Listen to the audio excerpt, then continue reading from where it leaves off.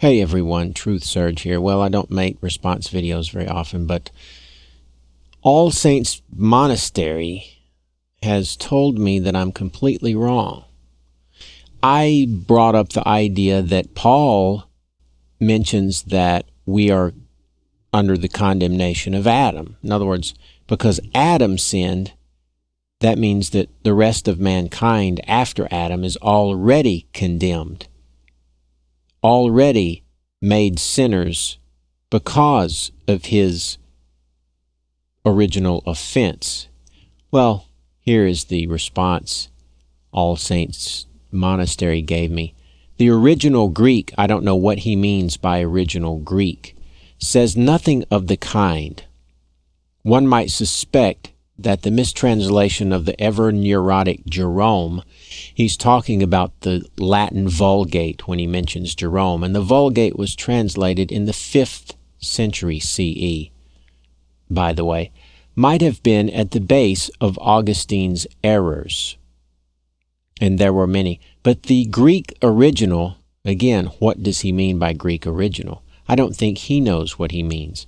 Simply does not substantiate any such interpretation.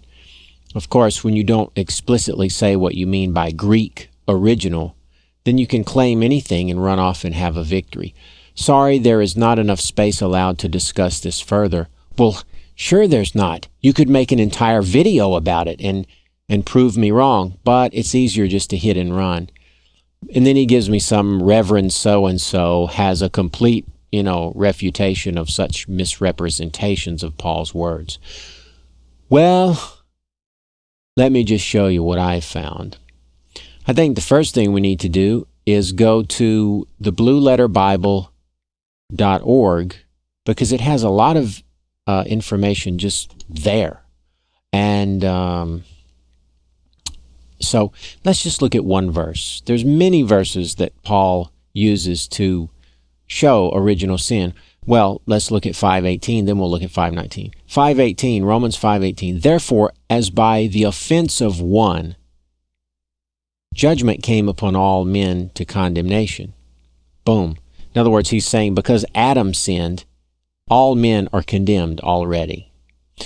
And he repeats this same idea in the, same way in the next verse, which is the one I want to look at. For as by one man's disobedience, many were made sinners, comma, and that's all we need to look at. We don't need to look at the second half of the verse because it's saying by Jesus' obedience, everyone will be made righteous, or many will be made righteous. So here it is, original sin. For as by one man's disobedience, many were made sinners. All we need to do is go look at the various translations. I'm going to click V, and it's going to come up with all these translations. Let's see if any of these translations differ from this. King James, for as by one man's disobedience many were made sinners. New King James, for as by one man's disobedience many were made sinners. New Living Translation, because one person disobeyed God, many people became sinners. New International Version, for just as through the disobedience of the one man the many were made sinners. The English Version, for as by one man's disobedience the many were made sinners. RVR, I forget what that is. Well, I can't read it. I think it's in Spanish. NASB, New American Standard, for as through the one man's disobedience the many were made sinners. Boy, I'm getting deja vu already. Revised Standard, for as by one man's disobedience many were made sinners. ASV, American Standard, for as through one man's disobedience the many were made sinners. Okay, yada yada. Young's Literal Translation, for as through the disobedience of the one man the many were constituted sinners. Darby, for as indeed by the disobedience of the one man the many have been constituted sinners. WEB, for as by the one man's disobedience many were made sinners. HNV, for as through the one man's disobedience many were made sinners. Now the Vulgate, of course, says basically the same thing. I don't really read Latin, but sicut inim per inobedientium, which that's disobedience. Unius hominis. That's one man. Peccatores constituti sunt multi. Okay, so there's sin and multi, many. So, through the disobedience of unius hominis, one man, the many, multi, were constituti sunt, or constituted sinners. It says the same thing. So everything says the same thing for Romans 5:19. Now, he's claiming that the Vulgate was mistranslated and that the original Greek doesn't have what's in the Vulgate, and that's what threw Augustine off. And if we could just get back to the original Greek, we would all be happy, because Paul doesn't say anything about original sin in the original Greek. Well, one of the earliest copies of Romans is in Codex Sinaiticus. Here, Wikipedia gives us a lot of information about this. Namely, what we need to know is that it's an ancient handwritten copy of the Greek Bible, and it was created sometime in the 4th century. That's 100 years before Jerome's Vulgate.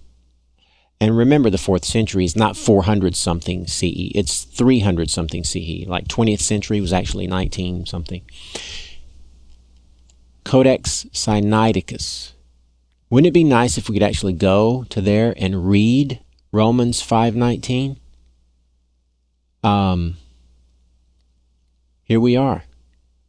This is the actual picture of the manuscript inside this 4th century handwritten codex of the Greek New Testament. And what you're looking at here that I'm circling with my hand is Romans 5:19. Boom. And the Greek is written without any spaces, left to right, in sort of a column type way.